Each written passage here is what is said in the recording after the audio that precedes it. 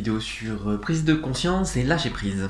Alors, on a tous envie d'avoir des superbes prises de conscience et on se dit que le lâcher prise va être une conséquence de cette prise de conscience, puisque une fois qu'on aura tout compris, eh bien on sera parfait et on pourra faire les choses parfaitement. Non, pas forcément. On peut avoir des grandes prises de conscience et faire que de la MERDE, désolé, mais c'est le cas, hein. Des fois on a des intégrations difficiles. C'est pas parce qu'on a eu un contact aux choses et à la réalité de manière profonde que forcément notre action sera tout à fait juste. Parce qu'il faut l'assimiler et la laisser transparaître dans nos gestes. Et ça demande du lâcher prise. Parce que la prise de conscience va souvent induire une prise de pouvoir. C'est normal, hein, notre petit ego veut reprendre le contrôle. Parce que lorsqu'on a une grande ouverture, eh bien l'effet, naturel des choses, c'est d'induire une grande fermeture. Et oui, parce que il y a toujours un heurt entre la réalité et soi en tant qu'individu. Et donc quand je vais m'ouvrir d'un coup, il va y avoir une grosse panique à l'intérieur du corps et aussi au niveau psychique. Puisque les structures vont bouger, mentales, énergétiques, et que la modification de mon comportement est une souffrance, puisque l'habitude et les choses que je connais qui sont bien définies sont simples, mais tout ce qui m'est inconnu et nouveau est toujours difficile, eh bien je vais complètement paniquer. Et donc le retour dans le monde après une prise de conscience, petite, moyenne ou grande, on s'en fiche en fait, va forcément provoquer un retour de bâton. Et donc il y a des choses que je vais penser avoir comprises, et puis tout d'un coup je vais m'en aligner énormément. Par exemple, je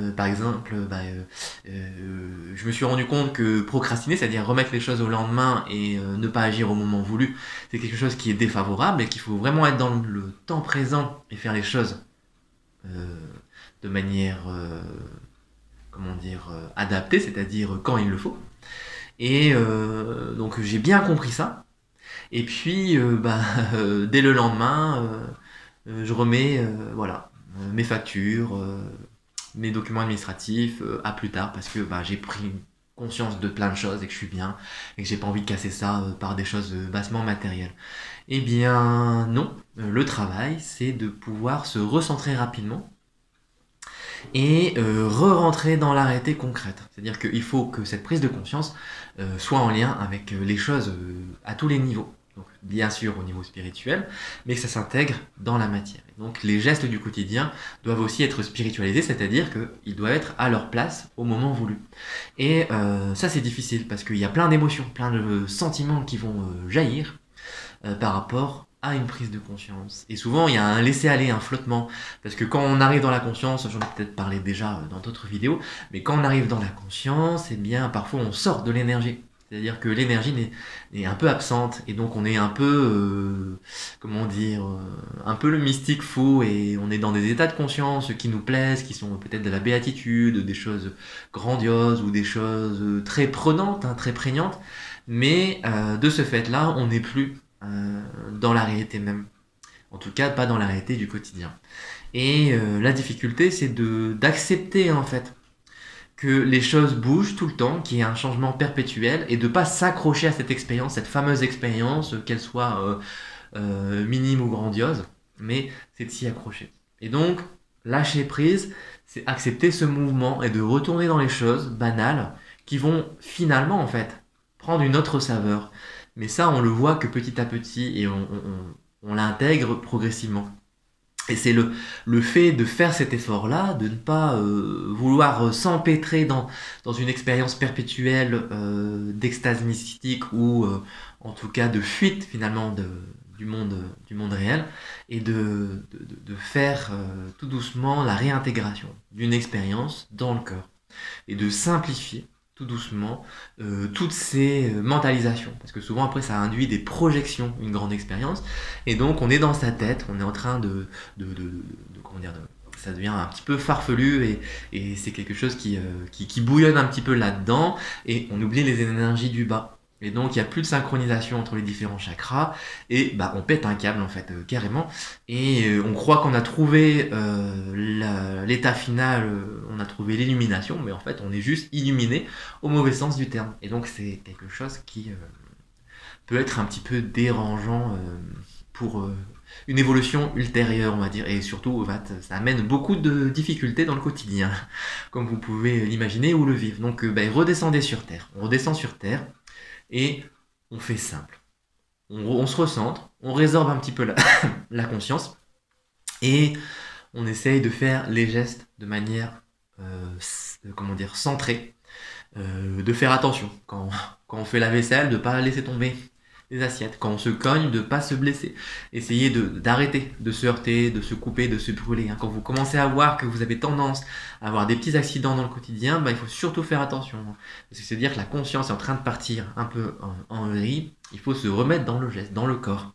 Et c'est ça vraiment qui va nous permettre de continuer à avoir des expériences intéressantes, c'est de se remettre dans le corps. Et c'est ça en fait le lâcher prise, c'est réintroduire une concrétude et finalement ramener la conscience à se relâcher, de manière à pouvoir réintroduire de l'énergie dans le quotidien et avoir une action tout à fait posée.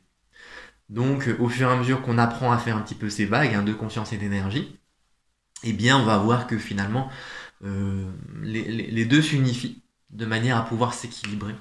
Et tout doucement, elles vont s'unifier carrément et ne plus se distinguer. Donc les prises de conscience, bah, c'est super, mais en fait, il n'y a pas que ça dans la vie.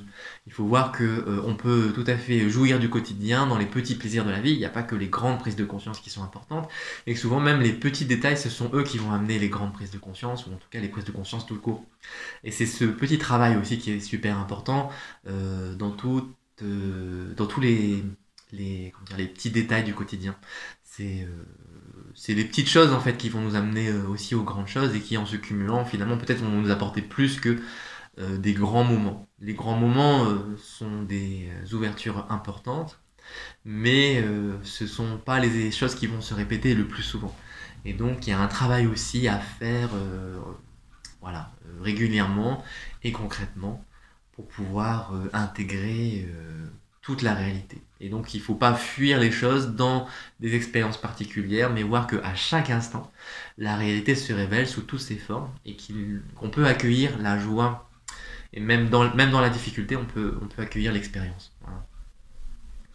Donc voilà pour les prises de conscience et le lâcher prise.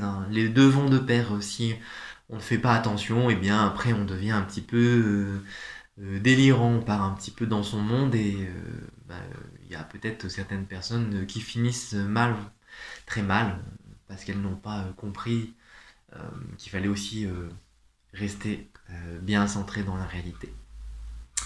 Voilà. Bon bah voilà, on se dit à bientôt et je vous souhaite une bonne pratique.